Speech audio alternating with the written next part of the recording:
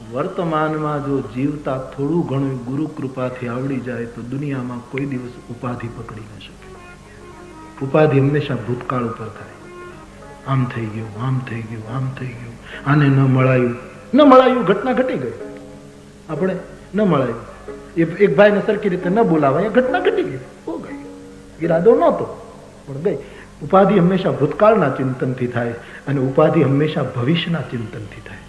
આમ નહીં થાય તો શું થશે, આમ નહીં કરીએ તો શું થશે. ઉપાધિ જે માણસ વર્તમાનમાં રહે છે. આપણા ઘરમાં પેલી લોલકવાળી ઘડિયાળ હોય ને, હવે એ બધી ઘડિયાળો જતી રહી ને એ હોય ને તો બહુ સમજ પડે.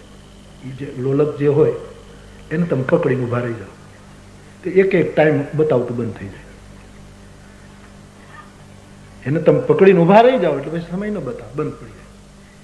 પણ એને આમ પકડી રાખો કે આમ પકડી રાખો તો ક્યાંક ગોટાળો થાય. આ છેડો કે આ છેડો નહીં, બરાબર વચ્ચે તમે પકડી રાખો અને એમ પકડીને એમ જાણે મધ્યને પકડી લીધું એને બધા ઉપાધિના ટાઈમો બંધ થઈ જાય. એને કોઈ પણ ઉપાધિ માથા વચ્ચે બહુ અઘરું બહુ પડે. આમ સહેલું ઘણું આમ બોલવું પણ કરવું.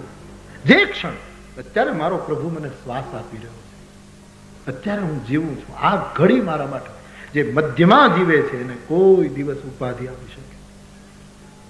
આપણે બધા હું તમે આ કઈ હું તમને ઉપદેશ આપું એટલે કઈ હું કઈ જુદો છું એમ નહીં. આપણે બધા આમ ગિરનારની ગોદમાં જ બેઠા છીએ. ઘરની જેમ વાતું કરવી અઠવાડિયું. બધી જ ઉપાધિઓનું મૂળ ભૂતકાળ છે. આમ થયું, આમ થયું, આમ થયું. ઇવન આપણા દ્વારા કંઈક કોઈને ખોટું કહેવાય ગયું એ સ્મરણ પણ આપણને ઉપાધિ કરાવે કે ભાઈ આમ થઈ ગયું, આમ થઈ ગયું. મૂકો, છોડો. ભવિષ્યમાં આમ નહીં કરીએ તો શું થશે, આમ નહીં કરીએ તો શું થશે. આ બધી ઉપાધિ જે વચ્ચે બેસી ગઈ. અત્યારે આપણે વચ્ચે છીએ, નથી ઘરે, નથી ગુરુદત્ત, નથી અત્યારે ઘરના આપણે, બરાબર નથી અત્યારે બીજી જગ્યાએ, વચ્ચે છીએ. એટલે આ 3 કલાક લહેર. પણ જેવા આમાંથી પાછા આગળ જઈશું કે હવે આમ કરવાનું અથવા તો ભૂતકાળનો વિચાર કરીએ એટલે ઉપાધિઓ. આ એક જાગતિક સત્ય છે બા, અને કોઈ ફેરફાર ન કરી શકે એવું સત્ય. અત્યારે કોઈ તકલીફ નહીં. જે મધ્યમાં જીવશે એને કોઈ તકલીફ, એને કોઈ ઉપાધિ પકડી. એટલા માટે કોની બીક? જેને ભજન જ મુખ્ય હશે, ભજન જ જેનું વર્તમાન સાધ્ય હશે, ભજન જ જેનું જીવન હશે, એને પછી કોઈ ડર નહીં. બાકી બધી વસ્તુ આગળ પાછળની થયા કરે. લોલકને પકડીને ઉભા રહી જાય.